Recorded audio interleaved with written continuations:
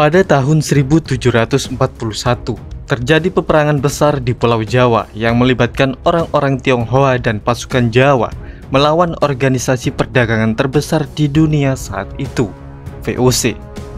Perang itu dipicu oleh kekejaman VOC di Batavia yang membantai orang-orang Tionghoa, sehingga mereka yang selamat berbondong-bondong ke Jawa Tengah untuk mencari tempat yang aman. Akhirnya mereka mendapat dukungan dari Raja Mataram, Pakubuwono II, tapi juga sambil berpura-pura membantu Belanda.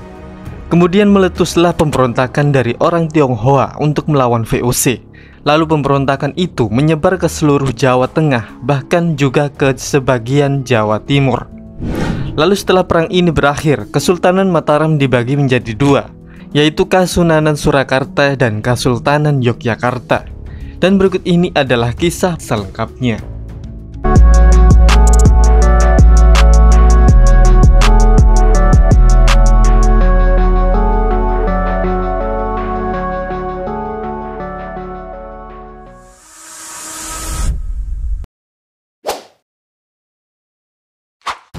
Setelah mengalami penindasan yang tiada akhir oleh pemerintahan kolonial Belanda, orang-orang Tionghoa di Batavia akhirnya memberontak pada tanggal 7 Oktober 1740. Pemberontakan itu menewaskan 50 tentara Belanda di daerah Meester Cornelis yang sekarang menjadi Jatinegara dan Tanah Abang. Lalu Gubernur Jenderal Adrian Falkenir mengirim 1.800 pasukan bersama dengan 11 batalion wajib militer ke daerah itu, dan pemberontakan berhasil dipadamkan. Lalu mereka menerapkan jam malam terhadap seluruh warga Tionghoa di dalam tembok kota untuk membatasi pergerakan mereka. Di hari berikutnya, sekitar 10.000 orang Tionghoa dari sekitar Tangerang dan Bekasi dihadang di depan gerbang kota. Kemudian pada tanggal 9 Oktober, Falkenir segera mengadakan pertemuan darurat, dan pada hari itu juga pasukan Belanda dan kelompok etnis lainnya di Batavia mulai membantai seluruh etnis Tionghoa di kota itu, sehingga membuat sekitar 10.000 orang tewas dalam waktu 2 minggu. Di akhir bulan Oktober 1740, korban selamat dari pembantaian yang dipimpin Ki Panjang berusaha melarikan diri ke Banten, tapi mereka dihadang oleh 3.000 prajurit Kesultanan Banten. Para korban itu lalu melarikan diri ke timur menuju ke Lasem dan Semarang, yang memang saat itu banyak penduduk keturunan Cina di kedua kota itu. Setelah itu, Komandan militer Belanda untuk Jawa, Bartholomeus Visser, diperingatkan agar siaga oleh Letnan Belanda berdarah Tionghoa, Goe Yongko, kalau akan terjadi pemberontakan. Tapi Visser mengabaikan peringatan tersebut. Di Lasem, para pelarian Tionghoa itu diterima dengan baik oleh Oe Ingkiat atau Raden Tumenggung Widyaningrat. Adipati Lasem itu mengizinkan mereka membangun perkampungan-perkampungan baru di tepi sungai Kamandung atau Karangturi, Pereng, dan Soditan. Pada tanggal 1 Februari tahun 1741, di daerah Pati, seorang kopral Belanda bernama Klaas Kluten dibunuh di rumahnya oleh 37 pemberontak Tionghoa yang membawa pedang, tombak, serta garu, dan mereka juga menjarah rumahnya. Kemudian para pemberontak itu dikejar oleh orang Jawa atas perintah Bupati Kudus. Namun sebagian besar berhasil melarikan diri, hanya satu orang yang berhasil ditangkap. Lalu ia dipenggal dan disulah pada sebuah tiang di tengah kota Semarang untuk peringatan bagi siapa saja yang berniat memberontak. Sedangkan di sekitar Demak dan Grobogan, etnis Tionghoa berkumpul dan memilih pemimpin yang bernama Singseh, dan mereka ingin membuat negara mereka sendiri. Saat itu Visser bisa tenang karena 208 tentara pribumi dan 90 prajurit Belanda berhasil meredam pemberontakan. Tapi Yongko menyarankan agar tetap waspada. Agar posisinya tidak terancam, Visser mengirim permohonan kepada bupati-bupati dan Sultan Mataram untuk menangkap atau membunuh seluruh etnis Tionghoa yang mencurigakan. Beberapa bupati langsung melakukan permohonan itu. Beberapa hari kemudian, 3 kepala orang Tionghoa diberikan kepada Visser. Sedangkan bupati lain dan Sultan Mataram saat itu, Sunan Pakubuwono II, tidak langsung menuruti Belanda karena mereka merasa hal itu tidak etis. Setelah mempertimbangkan segala kemungkinan dengan para penasihatnya, Pakubuwono II secara diam-diam memberikan 2.000 real kepada Mas Ibrahim untuk menyerang VOC beserta aset-asetnya.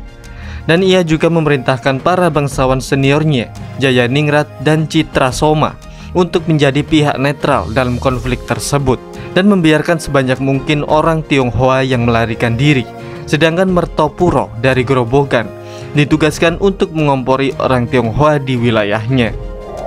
Sementara itu, di ibu kota Kartosuro, Pakubuwono II mengeluarkan perintah untuk memugar Siti Hinggil Kidul untuk menjadi alasan pada Belanda kalau ia tidak punya cukup orang untuk membantu mereka. Meski Visser tahu tentang siasat Pakubuwono II dari intelnya, ia tetap percaya kepada Mataram karena jasanya kepada VOC. Ketika 1.000 orang Tionghoa sampai di Tanjung pada bulan April 1741, Visser meminta agar para bupati mengirim pasukan untuk menumpas mereka. Tapi pasukan para bupati menolak, kecuali kalau mereka diberi hadiah beras bermutu tinggi. Setelah Letnan Yongko mengirim beras, pasukan pribumi itu berangkat ke Tanjung. Tapi lucunya, mereka tidak sampai di hadapan para pemberontak, lalu melepaskan tembakan dan pergi begitu saja.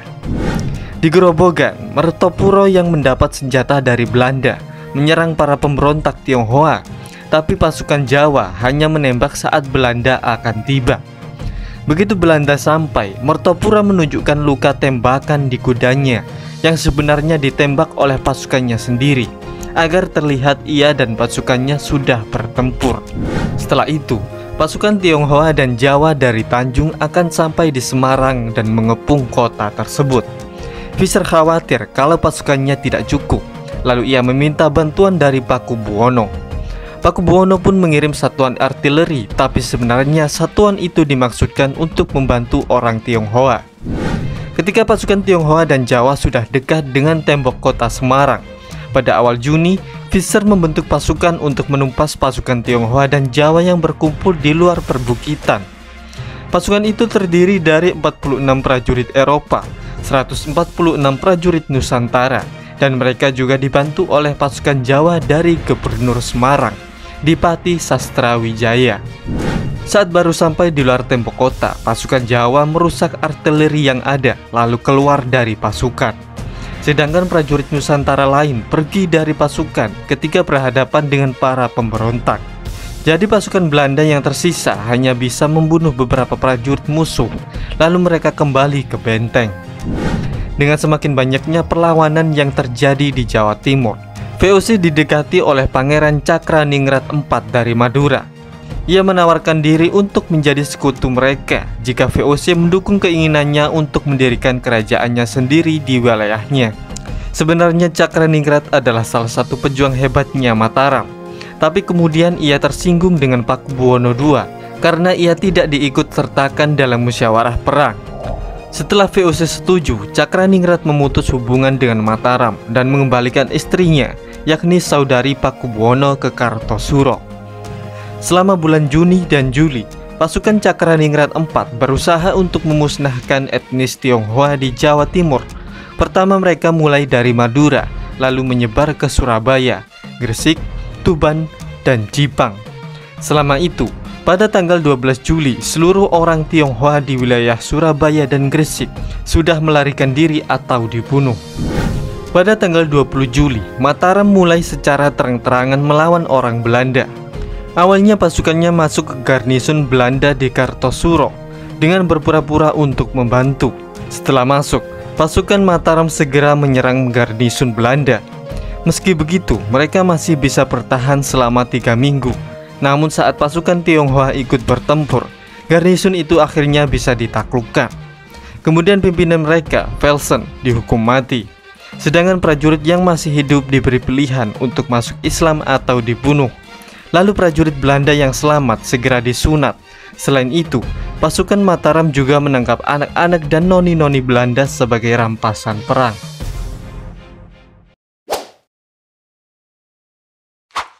Pada akhir bulan Juni, Visser digantikan oleh Abraham Ross karena Visser dianggap tidak stabil secara mental.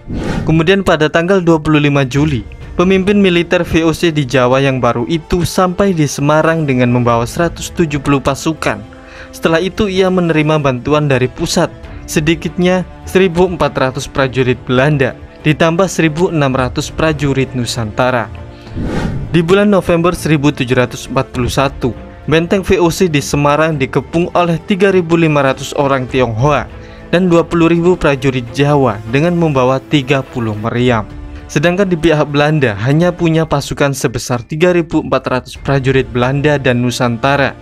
Tapi dengan keunggulan peralatan tempur seperti senjata api dan taktik Belanda, pasukan Mataram tercerai-berai. Pada awal tahun 1741, Pakubuwono II akhirnya menyerah kepada Belanda dan melakukan perjanjian damai dengan mereka. Karena telah melakukan kesepakatan dengan Belanda, di tanggal 6 April, Pakubuwono II sudah tidak diakui sebagai pemimpin oleh pemberontak Tionghoa dan para pangeran Mataram yang masih melakukan perlawanan. Para pemimpin pemberontak memilih Garendi sebagai Sunan Mataram yang baru. Kemudian Garendi mengambil nama sebagai Sunan Kuning.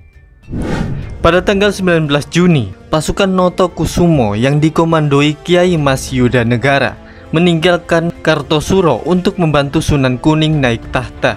Kemudian pada 30 Juni, mereka kembali ke Kartosuro dengan pasukan Ki Panjang untuk menyerang kota. Pasukan Pakubuwono yang berjumlah 2.000 prajurit berusaha mempertahankan kota, sementara Pakubuwono, keluarganya, dan orang-orang Belanda melarikan diri. Saat itu Pakubuwono kemudian melakukan kesepakatan dengan Belanda. Jika mereka membantunya merebut kembali tahta, ia akan menyerahkan wilayah pesisir dan membiarkan mereka memilih patihnya. Setelah menaklukkan Demak dan Kudus, bupati yang tersisa mulai menyerah, dan mereka juga telah dijanjikan pengampunan oleh Pakubuwono.